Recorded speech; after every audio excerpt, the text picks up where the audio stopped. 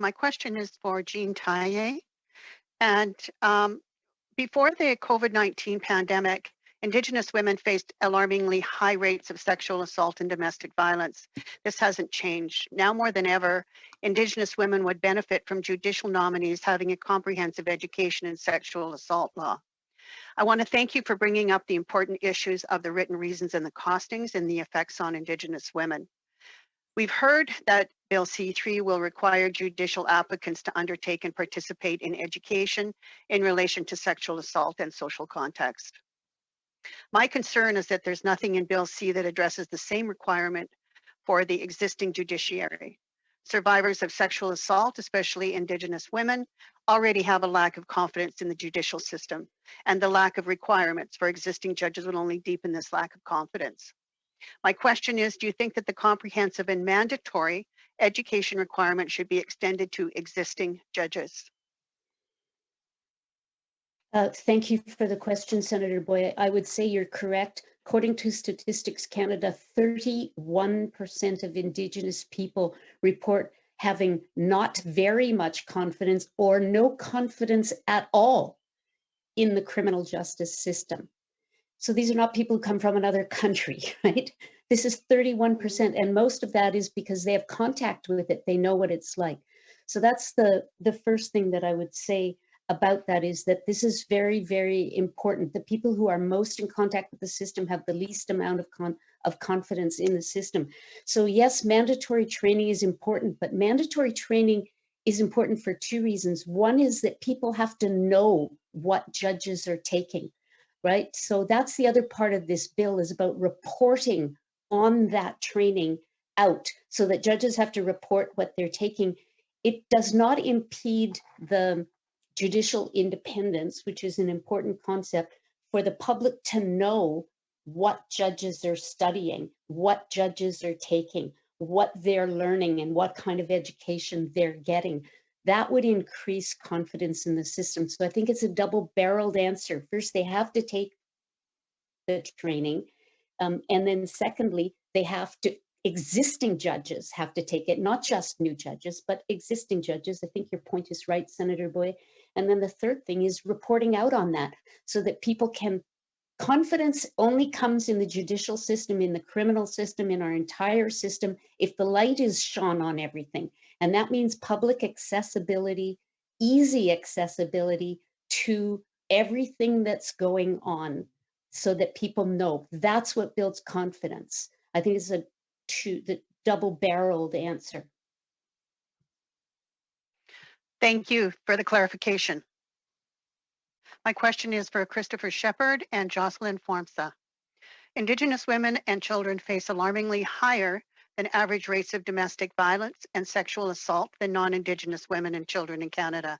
The rate of sexual assault self-reported by Indigenous women was more than triple of non-Indigenous women.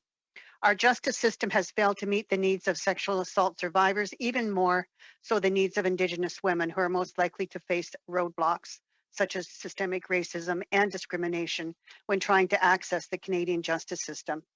Therefore, it's imperative that Indigenous perspectives be taken into account at each stage of the legislature process for Bill C-3. In your opinion, has Indigenous organizations been adequately involved in the development of Bill C-3, and have Indigenous survivors of sexual assault been adequately or even consulted at all regarding this piece of legislation? The short answer is no. As we mentioned, we did our review last year of 30 different reports that spanned about 50 years in time, and found that none of those recommendations had been fully implemented. Some in piecemeal, and from the Friendship Center's perspective, we certainly haven't been involved comprehensively, being one of the largest networks across Canada. Again, it's been very piecemeal, with no specific training, and I think that it's important to understand the positions of extreme privilege and trust that the judges and lawyers hold, and definitely should be held to the highest standards. it's often Indigenous people who are at the mercy of the decisions, and we've lost so much trust in the justice system as it is in the status quo. And it should not be up to us to instill the trust and belief back into that system if it was there at all. And we don't have, what is our remedy? Through the legislature is really the only way that we have the ability to criticize and to hold the justice system to account. One cannot take judges to court or human rights tribunal if they've been discriminatory or we feel that they've been discriminatory in their decisions. Instead, they're investigated by their peers. And if that's the mechanism that's available, there's not much empowerment there for them to be able to use a system that's already ruled against them. So it kind of goes probably quasi to the constitutional question, but if not through the legislature, how else are we able to hold the judicial arm to account for training and its decisions that are biased and racist in nature?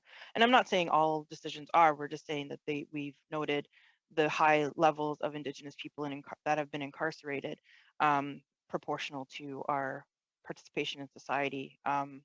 We don't think all those decisions were made from an unbiased point of view. You support Bill C-3? We have questions and we have clarifications that we would like to see on the bill, which we will submit to you. We have a briefing note that we'll submit to the committee for consideration. But overall, we do believe with the principle of providing some type of standard in training for judges and those who are involved in the judiciary. The actual mechanisms of what that looks like, that certainly needs to be done in consultation with the judiciary and the processes, but we think there should be some kind of standard because it has not been effective or standardized yet. So we really don't know what judges are being taught and how they're or where they're getting their education when it comes to racism, bias, and sexual assault. Thank you.